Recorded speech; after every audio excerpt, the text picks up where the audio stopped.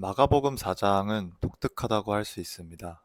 마가복음은 주로 예수님의 행적에 대해서 간략하게 기술하는데 여기서는 예수님의 가르침이 한 장에 걸쳐 길게 서술되어 있기 때문입니다. 먼저 10절에서 12절을 보겠습니다. 예수님이 어떤 비유를 말씀하신 뒤에 거기 있는 사람들은 비유에 대해서 묻습니다. 그러자 예수님께서 아리송한 말씀을 하십니다. 하나님 나라의 비밀은 무엇이며 왜 어떤 사람들은 이를 알지 못할까요? 우선 그리스도인이 아닌 사람들이 이 말을 들었을 때 드는 생각은 이렇습니다. 나는 기독교에 대해 아직 이해하지 못해. 나는 외인이지. 근데 어차피 들을 사람은 정해져 있는 것 같네. 어차피 난 아닌 것 같은데. 여기서 몇 가지 오해를 설명할 필요가 있습니다. 우선 예수님은 극히 소수에게 이 말씀을 하신 것이 아닙니다. 제자들을 포함한 수많은 사람들이 이 말씀을 들었습니다.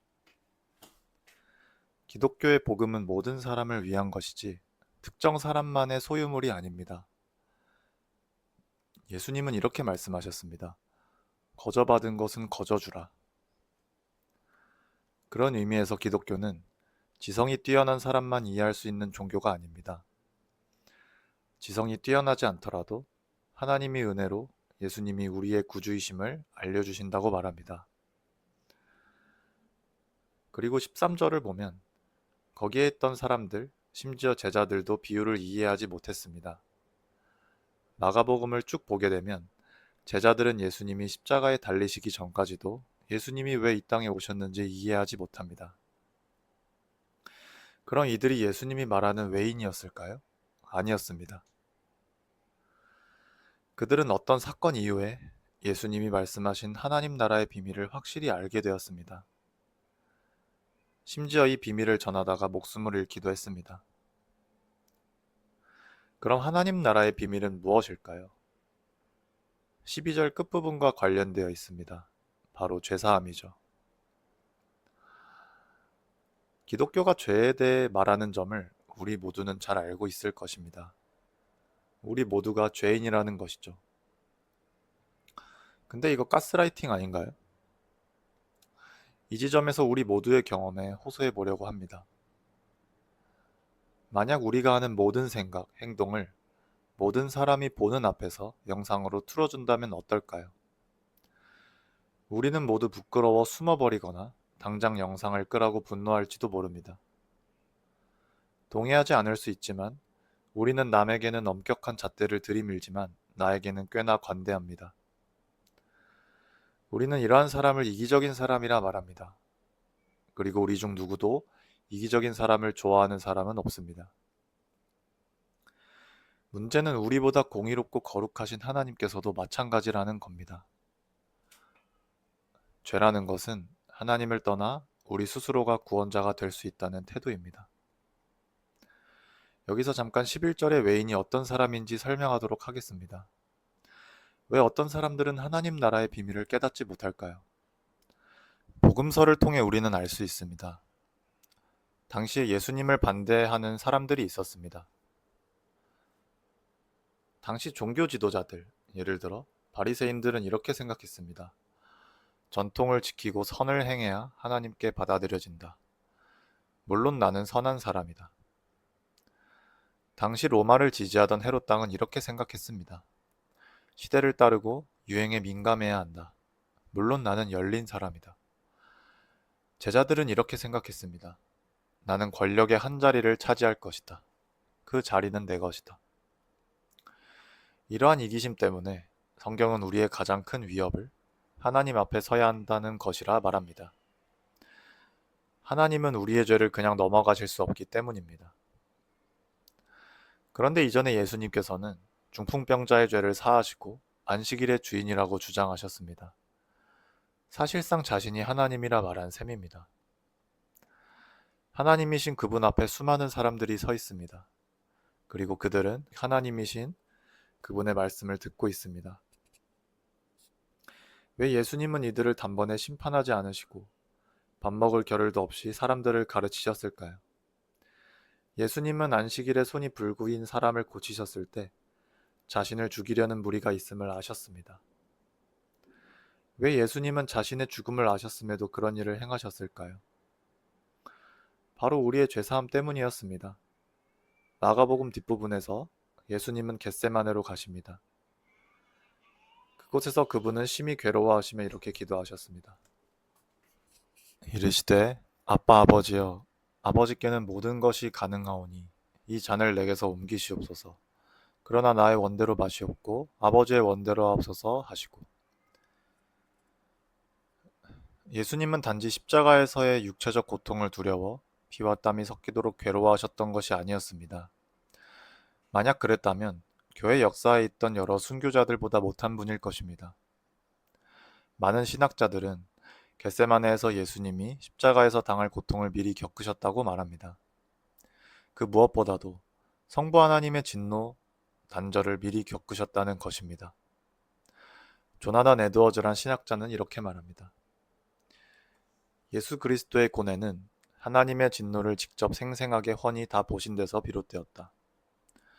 하나님 아버지께서 예수님 앞에 내미신 자는 느부갓네살의 풀무보다 무한히 더 끔찍했다.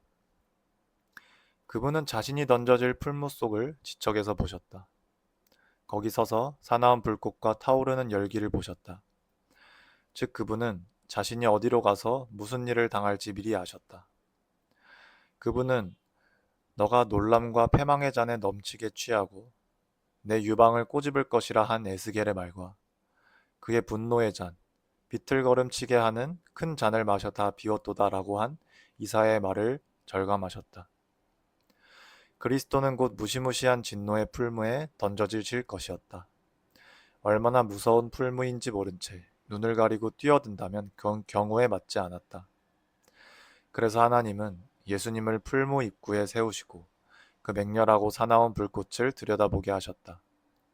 고통이 무엇인지 알면서도 자원하여 고통 속에 들어가 우리를 대신해 그것을 겪게 하셨다. 만일 예수 그리스도께서 미리 다 알지 못하고서 그 잔을 마셨다면 엄밀히 이는 인간이신 그분의 행위가 아니었을 것이다. 그러나 알고 마셨기에 우리를 향한 예수님의 사랑은 무한히 더 놀랍다. 또 하나님을 향한 예수님의 순종은 무한히 더 완전하다. 그분은 끔찍한 고통 앞에서 용기를 내시어 자리에서 일어나셨습니다. 그리고 십자가에서 우리가 받아 마땅한 하나님의 진노와 저주를 받으시고 나의 하나님 어찌하여 나를 버리셨나이까 부르짖으셨습니다. 그리고 그곳에서 숨을 거두시고 무덤에 장사되시고 3일 뒤에 다시 살아나셔서 영광스러운 부활의 몸을 입고 하늘로 올라가셨습니다. 하나님 나라의 비밀은 바로 예수님의 십자가와 부활에 대한 것입니다. 당시 제자들은 알지 못했지만 예수님이 승천하시고 성령을 보내신 뒤 제자들은 외인이 아니라 죄사함을 받은 자임을 확증받았죠. 여러분 중에는 아직 예수님이 십자가에 달리신 것이 나와 무슨 상관인지 무관심하거나 불평인 사람도 있을 것입니다. 왜 내가 기독교의 복음을 강요받아야 하는지 말입니다. 하지만 누군가를 위해 희생하는 이야기에 우리는 아름답다고 생각합니다. 예를 들어 여러분이 직장에서 큰 실수를 했습니다. 회사에서의 평판은 물론 승진의 기회는 이제 끝나버린 것 같습니다. 그런데 여러분의 직장 상사가 자기가 한 일이라고 대신 욕을 먹는다고 칩시다. 너무나 비현실적인 이야기라 생각이 들지만 어쨌든 정말 그렇다면 우리는 상사에게 깊은 애정이 생길 것입니다. 여러분이 성인이 된 자녀가 있는데 몸이 움직이기 힘들 만큼 아프다고 칩시다. 사랑하는 자녀가 퇴근해서 집에 돌아올 시간이 되었습니다. 겨우 자리에서 일어나 주방으로 갑니다. 그리고 자녀가 좋아하는 음식을 만듭니다. 자녀가 집에 돌아오자 따뜻한 밥상이 차려져 있습니다. 아빠 혹은 엄마인 여러분에게 자녀가 묻습니다. 몸도 힘든데 그냥 가만히 있지. 그럼 여러분은 뭐라고 답할 건가요? 아마 이렇게 답하지 않겠습니까? 너가 맛있게 먹는 모습만 봐도 나 행복하단다. 그리스도인은 이런 아름다운 이야기에 매료된 사람들입니다. 하나님이 사람이 되어 지옥 같은 이 땅에 직접 오셔서 우리를 구원하신다는 이야기죠. 하나님 나라의 비밀에 대해 이야기할 것이 또 있습니다. 그것은 우리는 그리스도와 함께 고난을 받는다는 사실입니다. 우리는 기독교가 믿음을 갖게 되면 만사형통이라 말한다고 오해할 때가 많습니다. 하지만 성경은 결코 그렇게 말하지 않습니다. 오히려 이렇게 말합니다. 의인이기 때문에 고통을 받는다 라고요. 복음은 우리가 그리스도 안에서 영원한 천국이 확정되었다고 말할 뿐 아니라 우리가 어떻게 살아가야 하는지에 대해서도 말합니다. 사실 마가복음에서는 이런 이야기가 잘 나오지 않다가 8장부터 밝히 나타납니다. 거기서 예수님은 제자들에게 드디어 자신이 고난받고 죽을 것과 다시 살아날 것을 말씀하십니다. 그때 예수님은 이렇게 말씀하셨습니다. 마가복음 8장 34절에 무리와 제자들을 불러 이르시되 누구든지 나를 따라오려거든 자기를 부인하고 자기 십자가를 지고 나를 따를 것이니라. 물론 제자들은 이해하지 못합니다. 그들의 생각에 고난받는 메시아라는 것은 있을 수 없는 일이었기 때문입니다. 우리는 자기를 부인하고 십자가를 지라는 말을 이렇게 이해할 때가 많습니다. 놀고 싶은데 참고 교회 가서 예배드리라는 것. 교회에서 열심히 봉사하는 것. 하지만 그런 것으로는 설명이 부족합니다. 십자가를 지는 것은 쉽게 말해 예수님을 닮아가는 것입니다. 예를 들어 현실적인 문제 앞에서 누군가의 옆을 끝까지 지키라는 것입니다. 사랑하는 가족, 친구, 동료가 모든 것을 잃었습니다. 사람들이 모두가 그를 떠났습니다. 그렇지만 그리스도인인 우리는 떠나지 말라는 것입니다. 주님이 우리를 끝까지 사랑하신 것처럼 말입니다.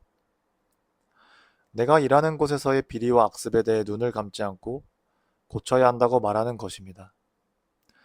당연히 인사고과의 악영향을 받거나 심지어 해고를 당할지도 모릅니다.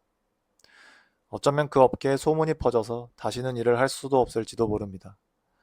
그렇지만 그렇게 하라는 것입니다. 그래서 세상은 십자가를 지는 사람을 싫어합니다.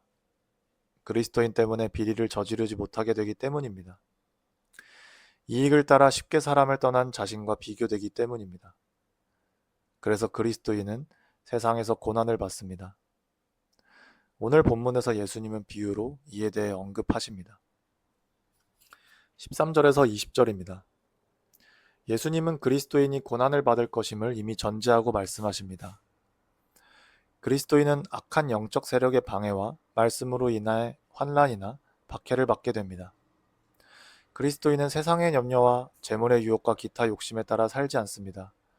그렇기에 그런 것을 좋아하는 세상에서 미움을 받는 것입니다. 누가 이런 삶을 살고 싶습니까?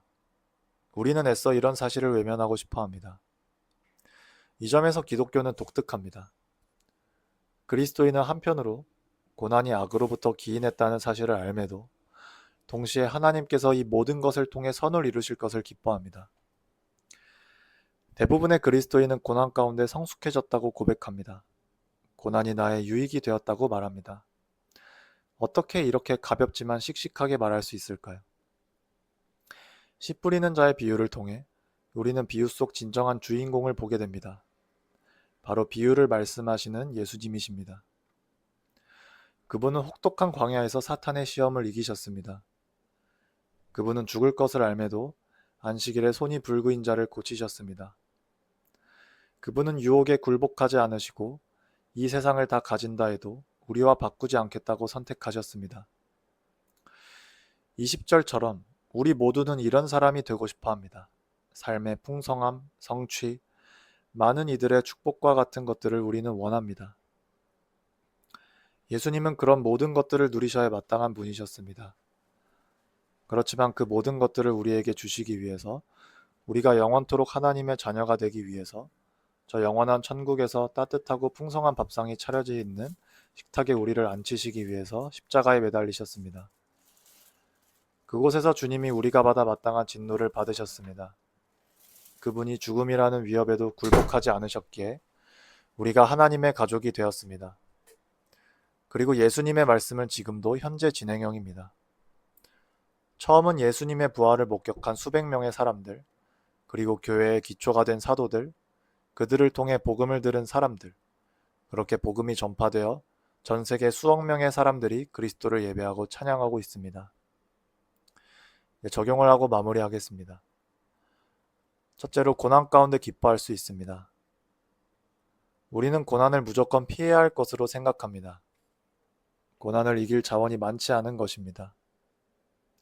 또 한편으로 고난을 즐거운 것이라고 말하기도 합니다. 고난 가운데 영웅이 되라는 것입니다. 그러나 그리스도인은 고난을 마냥 즐거워하지도 슬퍼하지도 않습니다. 우리는 슬퍼하나 기뻐할 수 있습니다. 예수님이 겪으셨던 고난을 내가 겪음으로써 역설적으로 그분이 나를 얼마나 사랑하시는지를 더 알아가기 때문입니다.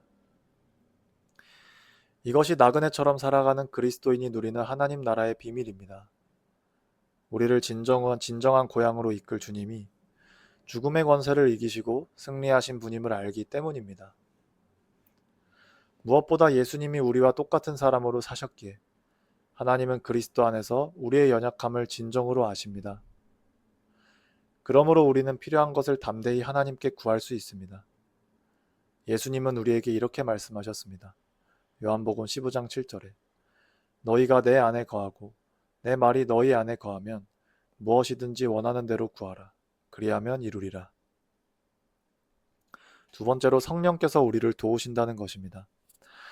앞서 말한 것 같이 직장에서 비리를 넘어가지 않아 해고를 당할 수 있다는 말을 들으면 과연 그런 일을 정말 할 수 있을까 의문이 듭니다.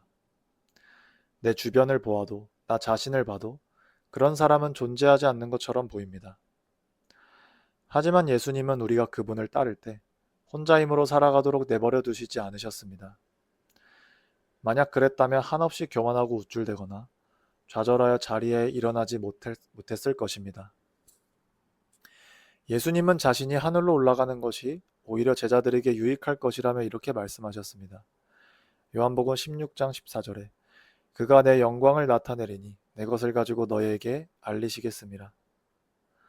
성령께서는 복음을 통해 예수님께서 우리를 위해 행하신 일을 기억하게 하시고 우리가 예수님의 영광을 볼 수 있게 하십니다. 우리는 억지로가 아니라 주님을 사랑하는 마음으로 주님의 계명에 순종할 수 있습니다. 그럼 우리는 어떻게 성령의 도우심을 받을 수 있을까요? 하나님은 우리가 은혜를 누릴 수 있는 방편, 곧 말씀, 기도, 성례를 미리 정하셨습니다. 우리가 함께 예배하고 성찬을 하며 교제하며 기도하며 성경을 읽고 묵상할 때 성령께서는 이 모든 것을 사용하여 우리가 주님을 따르게 하십니다. 세 번째로 남을 위해 살라는 것입니다. 그리스도인의 삶은 정해졌습니다. 그리스도인은 선을 행할수록 이 땅에서의 부귀영화를 누리기보다 오히려 고난을 당합니다. 앞서 말했듯 우리는 회사에서 쫓겨날 수도 있습니다. 그러나 주님은 자기를 부인하고 자기 십자가를 지라고 하셨습니다. 이런 삶은 사람이라면 피하고 싶은 삶이지만 그리스도인은 슬퍼하나 기뻐합니다. 이것이 하나님 나라의 비밀입니다. 찬송가 가사처럼 그 비밀은 외인에게는 감추어져 있습니다. 찬송가 442장 후렴부입니다. 우리 서로 받은 그 기쁨은 알 사람이 없도다.